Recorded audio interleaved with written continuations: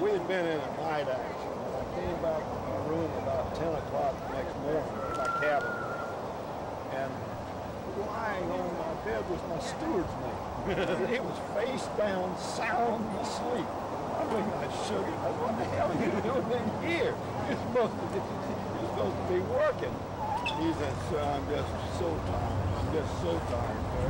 This boy was a kind of kid, a big kid. He was about 5'10", he was 180 pounds, but he had a baby face. And he would look the same at 10 as he looked at 30. Turned out he was 13 years old. and his mama had finally got the senator from Florida to intercede for the Navy, and he was shipped off the next 10 we got it. 13-year-old. He'd already been in the Navy 6 months. And one day we had a kid named Fritchie from Arkansas, and he was about 16 years old. He was too young to be in the Navy.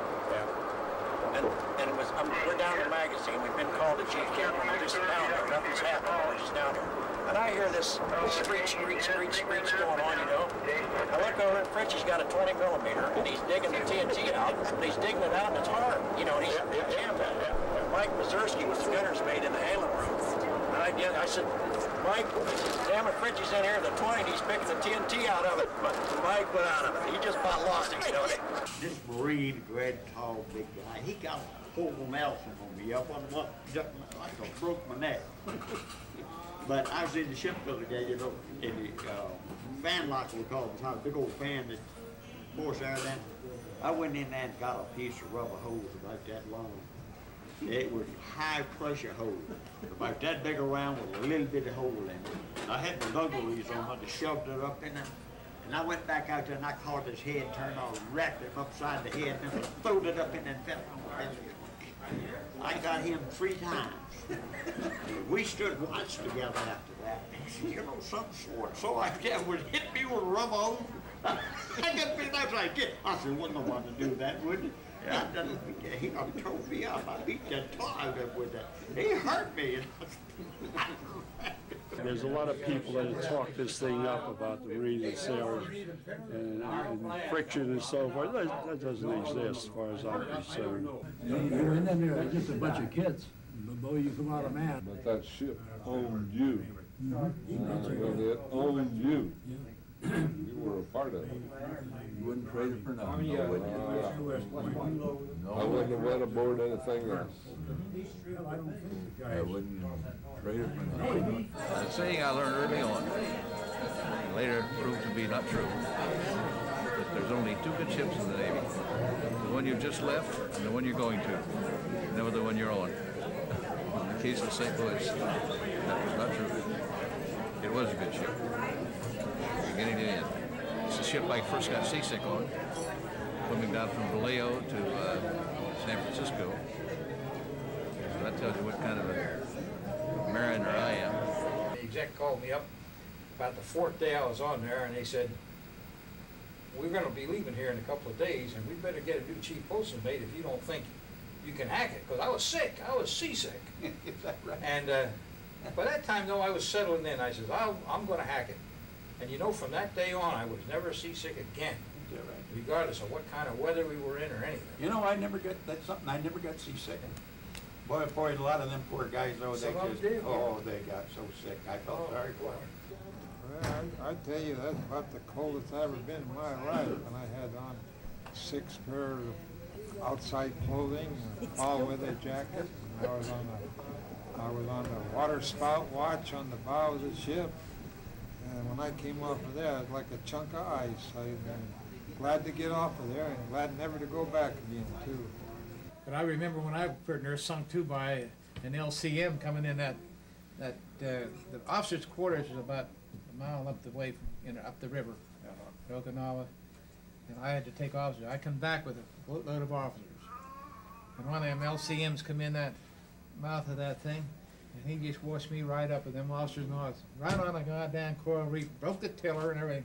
He had to tow us back to the ship, put us up on the hangar down, and turn the beer. Yeah. Them officers there didn't even know what to do. I had a battle kit I made up with a canteen, my gun, knife, first aid kit and everything. And whenever I go to general quarters, I always carry that with me. The one time I needed it, I was up in the forward officer's shower room taking a shower. So I was soaped down, and I had to man my battle station with wooden clogs and a towel. The Admiral was there, and I flew in the same plane with him, and we went to land on the carrier, and he missed the cable, and we went in the water, and they kept going. The pilot got on one raft, and the Admiral and I got on the other, and the two rafts separated. With the current, they picked the pilot up the next day, and I think it was 3 days later they found us. The Admiral, he says to me, "Son, don't worry." He says, every time I go up in one of these birds, I've always got a box of Horlick's Modern Milk tablets. And we floated around in the water for a few days.